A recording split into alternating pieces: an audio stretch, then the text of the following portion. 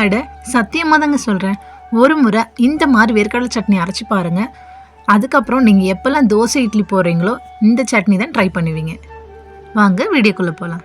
இப்போது சட்னி எப்படி செய்யலான்னு பார்க்கலாம் வாங்க. அதுக்கு அடுப்பில் ஒரு பேன் வச்சு நான் 100 கிராம் வேர்க்கடலை எடுத்திருக்கேன்.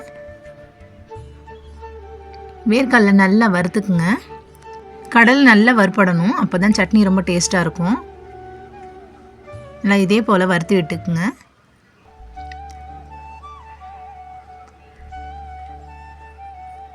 இந்த பதம் போதும்.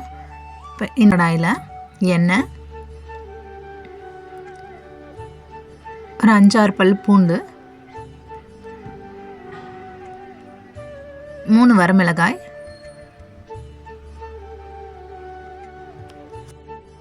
ஒரு சின்ன நெல்லிக்காய் சைஸ் புளி எடுத்துக்கோங்க. ஒரு வெங்காயத்தை கட் பண்ணி எடுத்துக்கலாம். கொஞ்சம் கருவேப்பிலை, இதையும் நல்லா வதக்கி விட்டுக்குங்க.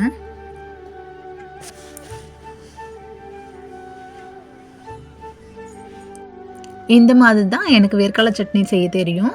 இல்லை வேறு ஏதாச்சும் ஆட் பண்ணால் கமெண்ட்டில் சொல்லுங்கள், ட்ரை பண்ணி பார்க்குறேன். இப்போது வெங்காயம் நல்லா கண்ணாடி பதம் வர வரைக்கும் வெந்தால் போதும். நம்ம வெங்காயம்லாம் எந்த அளவுக்கு வதங்குதோ அந்த அளவுக்கு சட்னிக்கு நல்லா டேஸ்ட் கொடுக்கும். இதெல்லாம் நல்லா வேகலாம், பச்சை வாசனை வரும். இப்போ இது ஒரு ஜாருக்கு ட்ரான்ஸ்ஃபர் பண்ணி கிரைண்ட் பண்ணிக்கலாம்.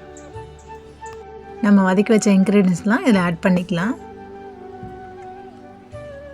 அது கூட நம்ம வறுத்து வச்ச வேர்க்கடலையும் ஆட் பண்ணிக்கலாம். 5-6 பல் தேங்காய் எடுத்துக்கலாம். அதையும் சேர்த்து கொஞ்சமாக உப்பு கலந்து கிரைண்ட் பண்ணிக்கோங்க. இப்போது சட்னிக்காக தாளிப்பு கொடுத்துடலாம். நான் 2 ஸ்பூன் எண்ணெய் எடுத்திருக்கேன். கொஞ்சம் சீரகம், கடுகு, நல்லா கடுகு சீரகம் பொரிஞ்சு வரட்டும். இந்த டைமில் கொஞ்சம் கருவேப்பிலை போட்டுக்கலாம். இப்போ நம்ம தாளிப்பை எடுத்து நம்ம அதில் ஆட் பண்ணிக்கலாம். அவ்வளோதான், சூப்பரான வேர்க்கடலை சட்னி ரெடி. இது கூட சுட சுட இட்லி நல்ல வேர்க்கடலை சட்னிக்கும் சூப்பர் காம்பினேஷனாக இருக்கும். ட்ரை பண்ணி பாருங்கள். ட்ரை பண்ணி பார்த்துட்டு எப்படி இருந்துச்சுன்னு கமெண்ட்டில் சொல்லுங்கள். தேங்க்யூ.